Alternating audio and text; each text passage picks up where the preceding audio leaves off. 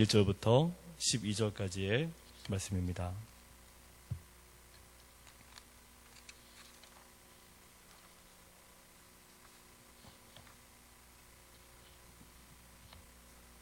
사사기 7장 1절부터 12절까지의 말씀입니다. 구약성경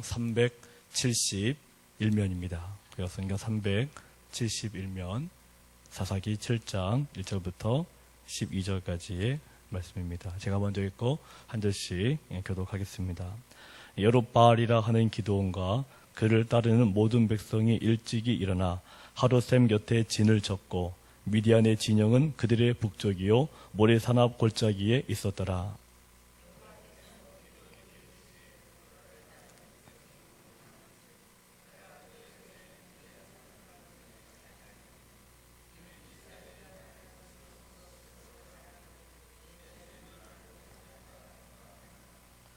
이제 너는 백성의 귀에 외쳐 이르기를 누구든지 두려워 떠는 자는 길라산을 떠나 돌아가라 하라 하시니 이에 돌아간 백성이 22,000명이요 남은 자가 10,000명이었더라.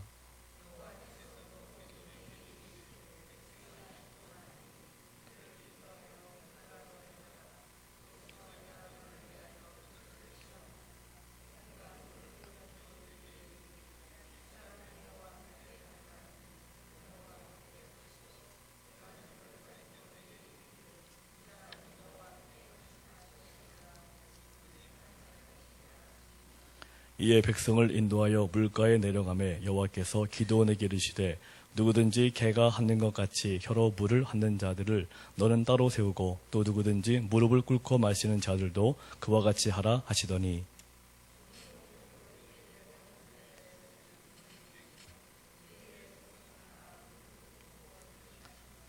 여호와께서 기드온에게 이르시되 내가 이 물을 핥아 먹는 300명으로 너희를 구원하며 미디안을 내 손에 넘겨주리니 남은 백성은 각각 자기의 처소로 돌아갈 것이라 하시니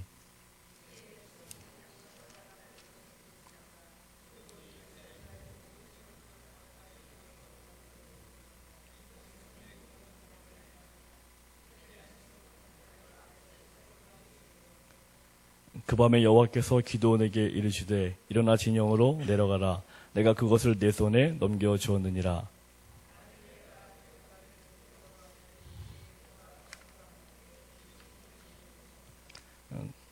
그들이 하는 말을 들으라. 그 후에 내 손이 강하여져서 그 진영으로 내려가리라 하시니 기드온이 이에 그의 부하 부라와 함께 군대가 있는 진영 근처로 내려간즉 미디안과 아말렉과 동방의 모든 사람들이 골짜기에 누웠는데 메뚜기의 많은 수와 같고 그들의 낙타의 수가 많아 해변의 모래가 많은 같은지라. 아멘. 우리가 이 세상을 살아갈 때 우리에게 가장 중요한 것은 하나님의 뜻을 따라서 한 걸음씩 걸어가려고 하는 그런 자세입니다. 우리가 교회 일도 그렇고 가정 일도 그렇고 우리가 각자 개인들의 인생에 많은 계획들을 세워갈 때 우리는 기도는 잠깐 하고 그냥 내 머릿속에 있는 상상을 가지고 많은 것들을 만들어가는 경우가 많습니다. 내가 이렇게 해야 되겠다, 저렇게 해야 되겠다, 우리 교회가 이렇게 해야 되겠다, 저렇게 해야 되겠다, 이런 많은 것들을 내 머릿속에서 거의 90% 이상을 움직이는 경우가 굉장히 많습니다. 그래서 어떤 것들을 해나갈 때마다 우리는 항상 이 기도가 거의 90%가 되어야 되고 10%가 나의 계획이 되어야 되는데 우리는 반대로 기도는 뭐 거의 하지 않고 내 마음속에 있는 생각, 내 마음속에 있는 그런 주관, 내 뜻에 따라서 움직이는 경우들이 참으로 많이 있다는 것입니다. 우리는 무슨 일을 시작할 때마다 하나님의 뜻대로 일을 시작할 수 있도록 기도를 해야 되는 것이고 어떠한 일들이 진행되어질 때에도 우리는 끊임없이 과연 내가 정말로 하나님의 뜻대로 바로 가고 있는지, 정말 나의 가정이 하나님의 뜻대로 내가 가정을 지금도 바로 세워나가고 있는지, 정말로 내가 나의 자녀를 내가 하나님의 뜻대로 내가 지금도 제대로 양육하고 있는 것인지 우리가 끊임없이 기도하면서 우리의 삶의 길들을 걸어가야 합니다. 우리 하나님께서 이 세상을 변화시키는 데 있어 필요하다고 여기는 것은 오로지 하나님의 목적에 헌신하는 한 사람입니다. 따라보실까요? 하나님 목적에 헌신하는 한 사람입니다. 우리가 생각하는 기준에 있어서 헌신이 아니라 하나님의 목적에 헌신하는 한 사람이라는 것입니다. 하나님의 이 인생의 길들을 걸어갈 때 우리에게 소중한 것들은 하나님의 목적이 도대체 무엇이냐, 하나님의 목적이 나에게 도대체 어떤 것을 원하고 계시냐, 이런 것들을 우리가 제대로 깨닫고 나가는 자세가 중요한 것입니다. 인생을 살아갈 때 우리는 귀가 너무 얇다 보니까 자꾸만 다른 사람들이 이야기하는 것, 다른 사람들이 지적하는 것에 자꾸만 나도 모르게 끌려가게 되는데, 다른 사람들이 나에게 말하고 지적하는 것에 끌려가는 것이 아니라 하나님께서 나에게 어떠한 말씀을 하고 계시고 하나님의 목적이 도대체 내게 어떤 것들을 향하고 있는지를 우리가 따라가는 것이 가장 중요하다는 거죠. 아무리 많은 사람들이 나를 향해 욕을 하고 손가락질을 한다 그래도 그것이 하나님의 목적에 맞는 것이 아니라면 따라갈 필요가 없는 것입니다. 중요한 것은 하나님의 목적에 따라가고 하나님의 목적과 그 말씀에 헌신하는 것이 바로 중요한 것입니다. 하나님께서는 과거에도 앞으로도 바로 그런 자들과 오직 하나님의 목적에 헌신하려고 하는 자들과 하나님은 일을 하신다는 것입니다. 오늘 본문의 말씀을 보시면 이 기드온은 이 미드온이라고 하는 이 미디안이라고 하는 이 족속과의 전쟁을 눈앞에 두면서 자신이 직접 전술을 세우면서 전쟁을 준비하지 않고 있습니다. 보통 우리가 전쟁이라 그러면 우리 장군들이 전술을 준비하고 있지 않습니까? 뭐 축구 같은 경우나 야구를 보더라도 감독들이 얼마나 많은 전술을 준비합니까? 그런데 오늘 본문의 이 기드온은 분명히 대장임에도 불구하고 전술을 준비하고 있지 않습니다. 기드온은 철저하게 하나님의 뜻대로 움직이려고 들고 있습니다. 오늘 본문은 기드온이 철저하게 하나님을 의지하면서 전쟁에 임하는 것을 볼 수가 있는데, 하나님은 기드온에게 전혀 비상식적인 방법을 말씀하고 계십니다. 우리가 만약에 어떤 기도를 하고 있습니다. 어떤 문제를 가지고 기도하고 있을 때 이 기드온과 같은 이런 음성을 들었다 그러면 우리는 전혀 하나님이 이해가 안 될 것입니다. 오늘 본문에 있는 모든 내용들은 바로 우리가 이해할 수 없는 그런 내용들을 하나님께서 기드온에게 요구하고 계시는 것입니다.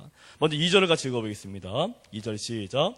여호와께서 기드온에게 이르시되 너를 따르는 백성이 너무 많은즉 내가 그들의 손에 미디안 사람을 넘겨주지 아니하리니 이는 이스라엘이 나를 거슬러 스스로 자랑하기를 내 손이 나를 구원하였다 할까 함이니라. 우리가 일을 할 때 우리는 항상 이 사람 숫자를 많이 따지는 경우가 많습니다. 내가 몇 명을 데리고 있느냐, 내가 몇 명을 거느리고 있느냐. 그래서 어떤 분들은 내가 많은 사람을 거느리겠다는 것 자체에 굉장히 희열을 느끼는 분들을 사회에서 많이 볼 수가 있습니다. 왠지 나를 따르는 이 부하들이 많이 있으면은 왠지 내가 많이 높아 보인다는 거죠. 미국에 가면 세이비어 교회라고 있습니다. 미국에 큰 교회들이 많이 있는데요. 뭐 윌로우크릭 교회라든지 뭐 새들백 교회라든지 뭐 큰 교회들이 많이 있는데, 근데 미국 사람들에게 가장 영향을 끼치는 교회가 세이비어 교회라고 합니다. 근데 세이비어 교회 교인들이 몇 명인 줄 아십니까? 이 세이비어 교회 교인들은 150명밖에 안 됩니다. 150명밖에 안 되는 이 세이비어 교회인데, 이 세이비어 교회가 지금 미국 사회 전체 많은 국민들에게 엄청난 그런 도전을 주고 있고, 지금도 미국 사회 내에서 이 세이비어 교회가 가장 마음을 울린다는 평가를 받고 있습니다. 그런데 이 세이비어 교회의 나가는 모든 원칙이 무엇이냐? 그것을 철저하게 말씀을 중심으로 나가고 있는데, 이 사람의 숫자를 가지고 교회를 움직여 나가는 것이 아니라 우리가 작은 숫자라도 하나님의 뜻에 맞추어서 말씀에 비추어서 우리가 일을 감당해 나가자, 그렇게 나가다 보니까 숫자는 150명밖에 안 되는데 이 세이비어 교회가 어떤 일을 감당하시는 줄 아십니까? 미국 사회에 뭐 노숙자라든가 실직자라든가 이런 사람들의 80% 이상이 이 세이비어 교회에 와서 회복을 받고 나간다고 합니다. 미국에서 많은 그런 사회적인 문제를 가지고 소외받고 아픔을 겪은 사람들이 힘들고 어려울 때 이 세이비어 교회를 찾아간다는 거죠. 그래서 이곳에 가면은 그들을 회복시킬 수 있는 프로그램들이 있는데, 그 프로그램들을 그들이 이수해 나가면서 다 회복되어지고 거의 80% 이상의 사람들이 뭐 알코올 중독이라든지 여러 가지 많은 그런 중독 증세 같은 거에서 이들이 벗어나게 된다는 거죠.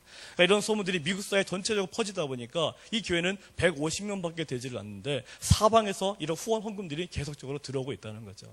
그리고 여기는 아무나 등록하지를 못합니다. 등록하고 싶어도 교회에서 굉장히 까다로운 등록 절차가 있어가지고 함부로 등록도 하지를 못합니다. 지금도 이 많은 교회들이 이 숫자를 계속 증감시켜가지고 우리가 큰 교회다 이런 것들을 하는 교회들이 참으로 많은데, 하나님은 이 기드온에게 미디안 족속과의 전투에 나가기에 앞서서 군사들이 많은 것을 요청하신 것이 아니라 오히려 지금 기드온과 함께하고 있는 군사들이 너무나 많다 이야기를 하고 있는 것입니다. 그래서 첫 번째로 이렇게 얘기하니까 기드온이 몇 명을 줄였습니까? 3절 말씀 보시니까 22,000명을 줄였습니다. 굉장히 많이 줄인 거죠. 근데 22,000명을 줄였는데 하나님은 다시 한번 말씀하십니다. 4절 읽어보겠습니다. 시작. 여호와께서 또 기드온에게 이르시되 백성이 아직도 많으니 그들을 인도하여 물가로 내려가라. 거기서 내가 너를 위하여 그들을 시험하리라. 내가 누구를 가리켜 내게 이르기를 이 사람이 너와 함께 가리라 하면 그는 너와 함께 갈 것이요 내가 누구를 가리켜 내게 이르기를 이 사람은 너와 함께 가지 말 것이니라 하면 그는 가지 말 것이니라 하신지라. 여전히 하나님께서는 기도원에게 무엇을 말씀하십니까? 백성이 아직도 많다는 거죠. 제가 전에 어느 그 노예에서 했던 개척교회 목사님들하고 얘기를 할 때 그분들이 이런 말씀을 하신 적이 있습니다. 처음에 교회를 개척했을 때에는 굉장히 큰 꿈을 품고 하나님 분명히 함께 하시니까 분명히 짧은 시간 동안에 많은 사람들이 모이겠지란 그런 마음을 가지고 개척을 다들 시작하시는 거죠. 이 저희 교회 같이 7년밖에 안 되는데 이렇게 많은 분들이 모이는 교회는 거의 흔치 않다고 보시면 맞습니다. 그런 분들 가운데 한 분은 개척한 지 12년이 되셨다고 하는데 여전히 교인 숫자가 8명입니다. 12년 동안 개척을 했는데도 여전히 그러니까 개척교회라고 하기가 참 민망할 정도의 그런 세월 아니겠습니까? 근데도 8명이죠. 근데 이분이 말씀하시기를 이런 고백을 하시더라고요. 처음에 개척을 시작해 나갈 때 이 교인들을 바라볼 때 그냥 처음에 순수한 마음과 그런 것들을 바라봤는데 1년이 지나고 2년이 지나고 자꾸 사람 숫자들이 모여지지 않으니까 그러니까 이분이 자꾸만 교인들이 들어오는 교인들이 사람으로 보이는 게 아니라 교인들로 보이는 게 아니라 자꾸만 헌금을 내는 사람들이 1명, 2명 이런 식으로 자꾸 보여진다는 거예요.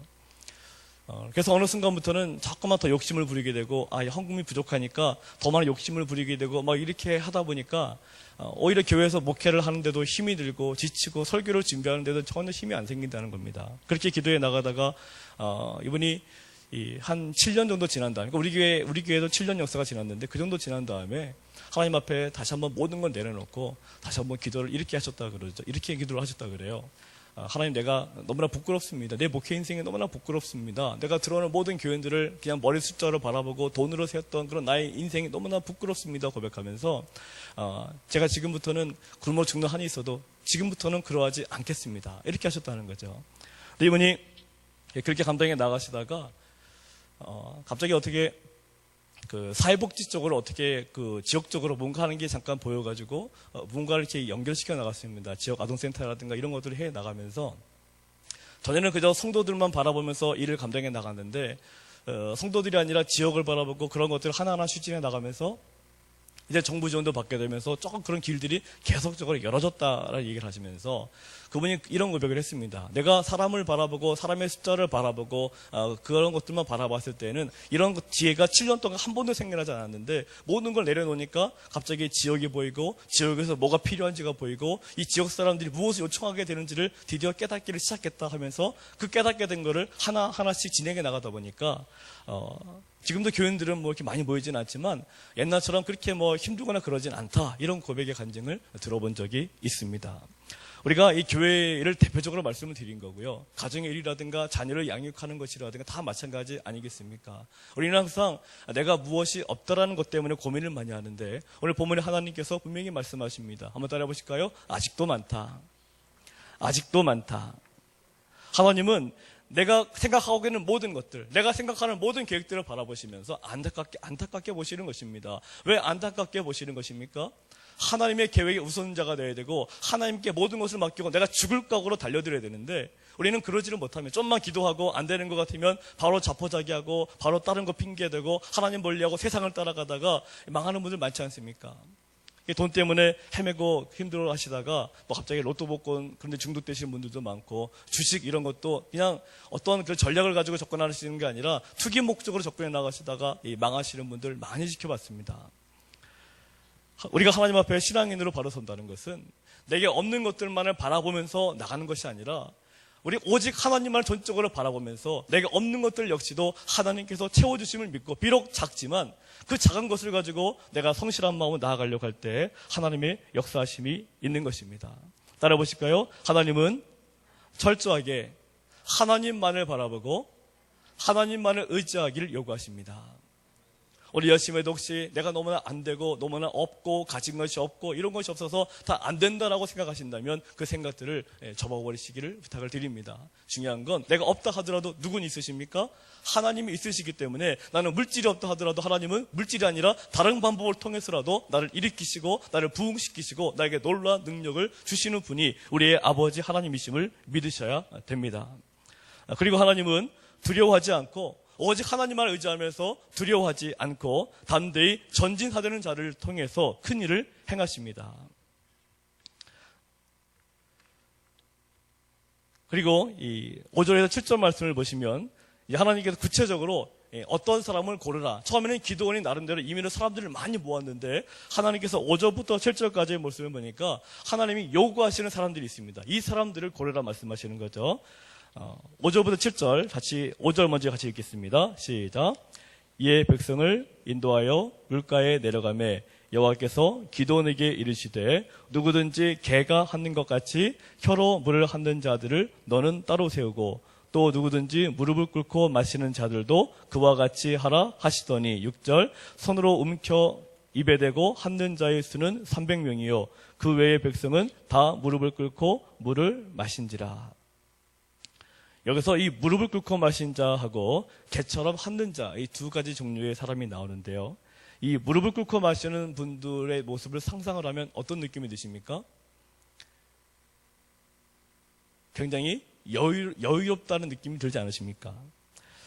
그러니까 이 무릎을 꿇고 마시는 이 사람들은 굉장히 마음이 여유롭고 주위의 적들을 전혀 개의치 않는 그런 사람들입니다. 지금 이 기드온의 이 상황이 어떤 상황입니까? 근방에 적군들이 엄청나게 많이 포진되어 있거든요.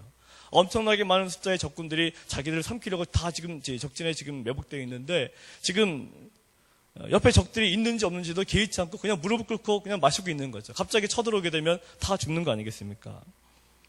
그런데 이 개처럼 핥는 자가 있습니다. 이 개처럼 핥는다는 것은 뭐겠습니까? 그것은 주위를 경계하면서 먹는 사람들을 이야기합니다. 물을 먹기는 먹되 계속 주위를 경계하는 거죠. 혹시 적들이 쳐들어오는지 적들이 나를 망가뜨리는지를 계속적으로 확인하면서 먹는 자죠. 다시 말하면 개처럼 핥는 자들은 어떤 사람들을 말하겠습니까? 매사에 성실하고 준비성이 있는 자들입니다. 항상 깨어있는 자들입니다. 고대 근동사회에서 이 개는 경계심과 조심성이 강한 동물로 인식이 되어 있습니다. 애국강에 이 나일강이 있었는데요.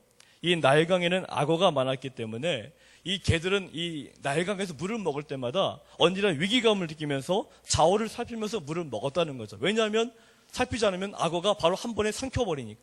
그래서 이 나일강에서 이 개들은 계속 혹시나 악어가 자기를 삼킬까봐 계속 살펴가면서 물을 마셨다는 겁니다. 이스라엘을 구원하시는 것은 군대가 아니라 하나님이십니다. 하나님은 준비된 자와 함께 일하시기를 원하시는 것입니다. 하나님의 뜻대로 준비가 되어질 때 우리의 마음에 담대함이 생기는 것이고 하나님과 함께라면 작은 것을 가지고도 큰 일을 감당하게 되는 것입니다. 우리에게 필요한 것은 세상 사람들이 가지고 있는 것이 아니라 오직 하나님의 능력인 것입니다. 그래서 이 기도는 결국 어떻게 됐습니까? 하나님 말씀하신 대로 이 개처럼 물 핥는 자들만을 골랐죠. 이게 몇 명입니까?